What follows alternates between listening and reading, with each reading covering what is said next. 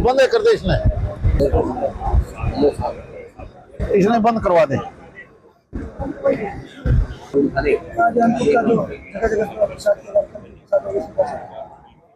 देखिए ये जो नई शुरुआत है, आज 1 नवंबर है। आज हरियाणा भी पूरा 58 साल का हो गया। कल दिवाली का त्योहार था, अन्नकूट के प्रोग्राम केवल यहाँ नहीं, और ये तो हर साल इसी जगह पर बनाते हैं। और मैं कहता हूँ ये दिन तो खासकर देश के लिए, हमारे लिए बहुत महत्वपूर्ण है। हरियाणा का जन्म,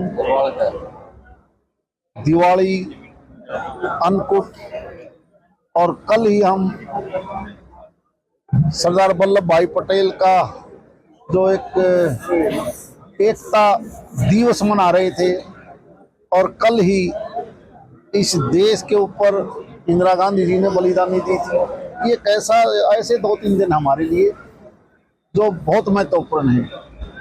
और जिस तेजी से इस हरियाणा की जनता ने मिलजुल कर, जो कभी पंजाब से हम अलग हुए थे आज से 58 साल पहले, कुछ भी नहीं था।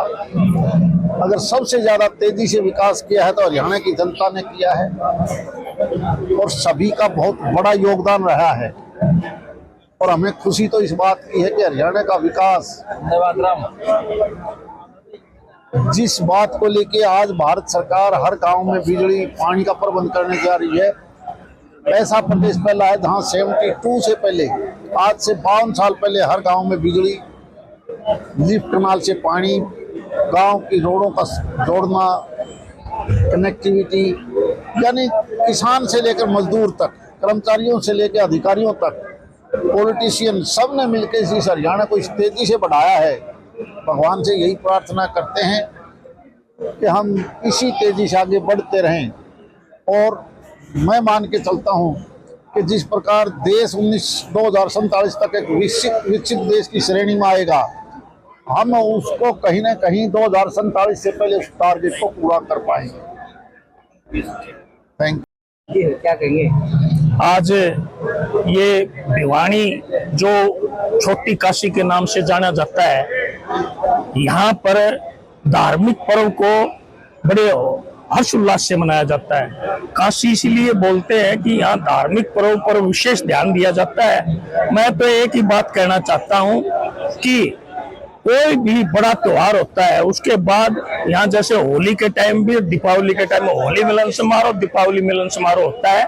जिस समारोह का एक सबसे बड़ा फायदा जो है वो है कि 36 बिरादरी के सब लोग यहाँ इकट्ठे होते हैं और भाईचारे का संदेश देते हैं। और मैं तो यही कहना चाहता हूँ कि भाई सभी को इसी तरह प्रेम भाव से 36 बिरादरी को एकजुट होकर समाज को, देश को, प्रदेश को आगे पहुंचाना चाहिए, और इसी तरह के पर्व बार बार मनाने चाहिए, जैसे कि आज दीपावली पर्व मनाया जा रहा है।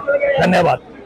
आया हूँ। पूर्व मंत्री जो सबसे 36 बिरादरी से मिलनसार थे, और उनका मिलन समारोह था जो उनके परिवार के लोगों ने जो कर रखा 40 वर्षों से। ये एक भावना है लोगों के बीच में, एक तो दिखावा होता है, एक ये सच्चाई की भावना है जो लोगों के भाईचारा बनाने के लिए हर वर्ष सामाजिक तौर से ये परंपरा चली आ रही है। इससे भाईचारा बढ़ता है। इसे एक राजनीति से हटके चीज़ है ये राजनीति नहीं है, ये एक भाईचारा कायम रखने के लिए है। सभी के सुख दुख में जाने वाले लोग भाईचारा समझते हैं, और इनको पता है कि लोगों का सुख दुख क्या है।